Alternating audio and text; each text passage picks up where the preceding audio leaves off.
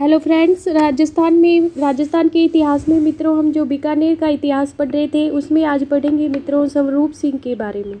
मित्रों ये स्वरूप सिंह जो है अनूप सिंह के बाद जो बीकानेर के शासक बनते हैं और मित्रों इनका जो काल है वो 1698 से लेकर 1700 ईस्वी तक था।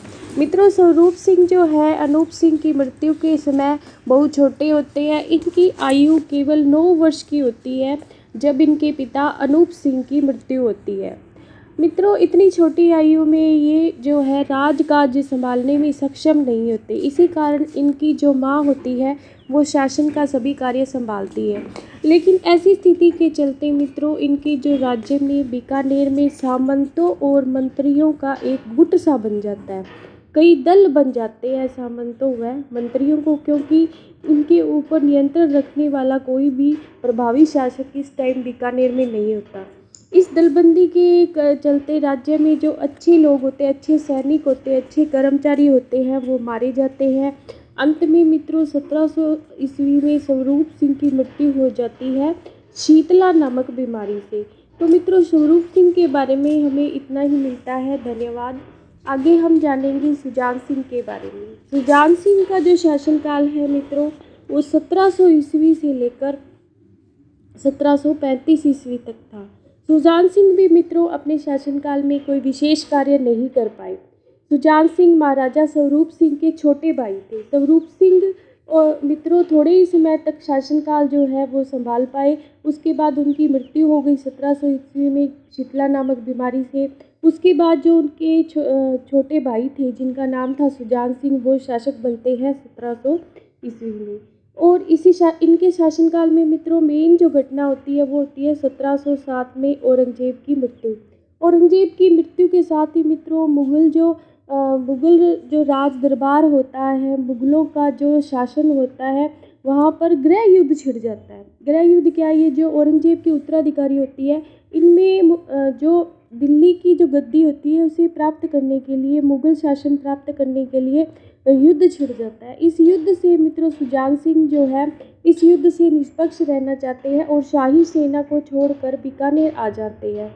अंत में मित्रों जो सुजान सिंह होते हैं वो 35 वर्ष तक ही शासन कर पाते हैं, केवल 35 वर्ष तक शासन करते हैं। और 1735 में मित्रों इनकी राज सिंहपुर नामक एक स्थान पर ये बीमार पड़ जाते हैं। कौन से स्थान पर? राज सिंहपुर नामक स्थान पर ये बीमार पड़ जाते हैं और वहीं इनकी मृत्यु हो जाती है।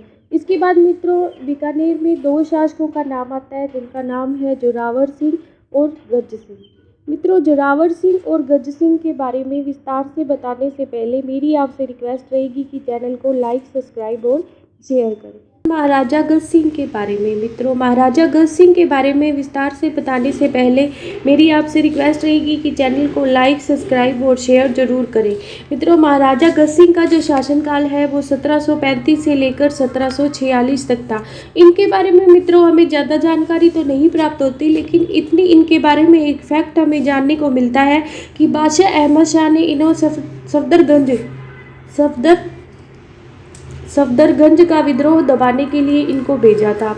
मित्रों जहां इनको सफलता मिलती है इसी कारण बादशाह जो है इनसे प्रसन्न होकर इन्हें राजराजेश्वर महाराजा शिरोमणि श्री गज सिंह का जो खिताब है इनको दिया जाता है बादशाह द्वारा। कौन सा खिताब दिया जाता है मित्रों इनको?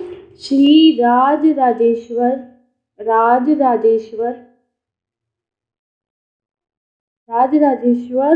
महाराजाधिराज शिरोमणि श्री गज सिंह। श्री राजराजेश्वर महाराजाधिराज शिरोमणि श्री गज सिंह का जो खिताब है इनको दिया जाता है बादशाह द्वारा, बादशाह अहमद शाह द्वारा। तो अब इनके बाद जो शासक बनते हैं उनका नाम है सूरत सिंह। ये सूरत सिंह जो थे मित्रों गज सिंह के बाद जो है उनके बीकानेर के शासन को संभालते हैं। और सूरत सिंह का जो शासनकाल है मित्रों वो 1787 से लेकर 1828 तक रहता है। मित्रों ये सूरत सिंह वही है, बीकानेर के वही शासक है जो 1805 में बटनेर के भाटियों को मंगलवार के दिन पराजित कर वहां अपना अधिकार कर बटनेर दुर्ग का नाम बदलकर हनुमानगढ़ रख देते हैं। क्योंकि बटनेर दुर्ग पर जो विजय है वो मंगलवार को पाई गई सूरत सिंह द्वारा, इसलिए मंगलवार जो है मित्रों वो हनुमान जी का वार माना जाता है। इसलिए इस बटनेर दुर्ग का नाम बदलकर क्या रख दिया सूरत सिंह ने, हनुमानगढ़। और अभी ये कार्य कब किया मित्रों, इन्होंने 1805 में इनके द्वारा ये कार्य किया गया। 1818 में मित्रों, मार्च 1818 में सूरत सिंह ने ईस्ट इंडिया कंपनी से सुरक्षा संधि या आश्रित पार्थक्य संधि कर अंग्रेजों की अधीनता स्वीकार कर ली। आश्रित पार्थक्य संधि उनके द्वारा अंग्रेजों के साथ की गई मार्च 1818 में, और अंग्रेजों की अधीनता स्वीकार की। इसी शासनकाल में, इन्हीं के शासनकाल में मित्रों, इनके जो राजकवि जिनका नाम था दयाल दास द्वारा बीकानेर रा रठौरारी ख्यात, बीकानेर रा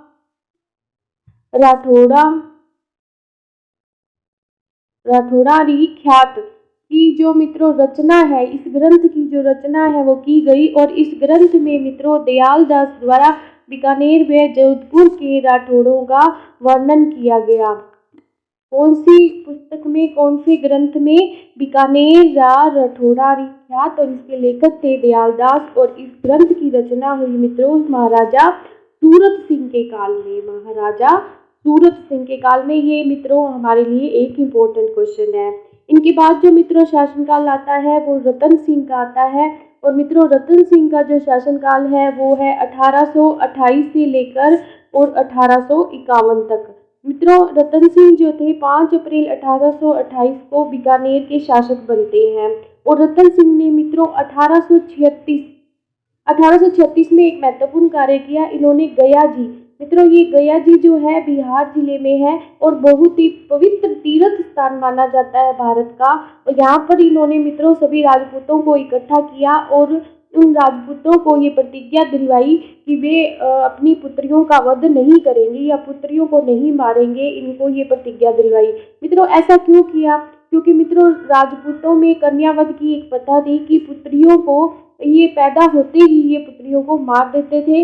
इसी कारण मित्रों इनको राजपूतों को प्रतिज्ञा दिलवाई गई रतन सिंह द्वारा गया जी में कि वो अपनी पुत्रियों का वध नहीं करेंगे। 1844 में राजपूतों में कन्याओं को न मारने की इन्होंने आन जारी करवाई। आन का मतलब ये होता है कि मित्रों इनको कसम खिलाई कि आप अब अपनी पुत्रियों का वध नहीं करेंगे। और ये कार्य किया इन्होंने 1844 ईस्वी में। मित्रों इस तरह महाराजा रतन सिंह ने राजपूताने में कन्यावध को रोकने का भरपूर प्रयास किया। रतन सिंह ने मित्रों 1848 में अंग्रेजों की तरफ से सिखों के साथ जो अंग्रेजों का युद्ध था उसमें भाग लिया रतन सिंह ने। और मित्रों बाद में इन्होंने बीकानेर में रतन बिहारी मंदिर का भी इन्होंने निर्माण करवाया। रतन बिहारी मंदिर का निर्माण जो है किसके द्वारा करवाया गया, तो बीकानेर के महाराजा रतन सिंह द्वारा इनका निर्माण करवाया गया। मित्रों इनके बाद जो शासनकाल आता है वो आता है सरदार सिंह का। मित्रों सरदार सिंह जो है वही शासक थे जिन्होंने 1857 की क्रांति में अंग्रेजों का भरपूर साथ दिया। इनका जो शासनकाल है मित्रों वो 1851 से लेकर 1872 तक था।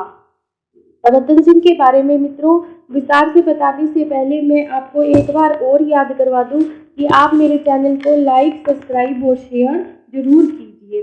मित्रों रतन सिंह के बाद जो शासक बनते हैं सरदार सिंह, वो राजस्थान के एकमात्र शासक थे जो 1857 की क्रांति में अंग्रेजों की सहायता करने के लिए बीकानेर से बाहर गए। और बीकानेर से बाहर कहाँ गए, तो मित्रों ये अपनी फौज लेकर हांसी, सिरसा और हिसार गए। और बाड़मेर नामक स्थान पर मित्रों इनको क्रांतिकारियों से मात खानी पड़ी सरदार सिंह को।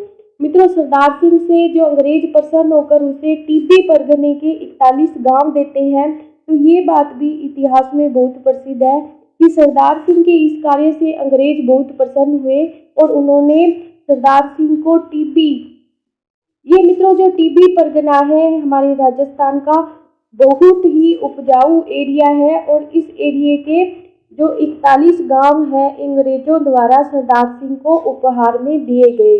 मित्रों सरदार सिंह ने ही बीकानेर में सर्वप्रथम सती प्रथा पर और जीवित समाधि प्रथा पर रोक लगाई। तो मित्रों सरदार सिंह द्वारा कई जनहित के कार्य भी किए गए। धन्यवाद मित्रों। Please like, subscribe and share this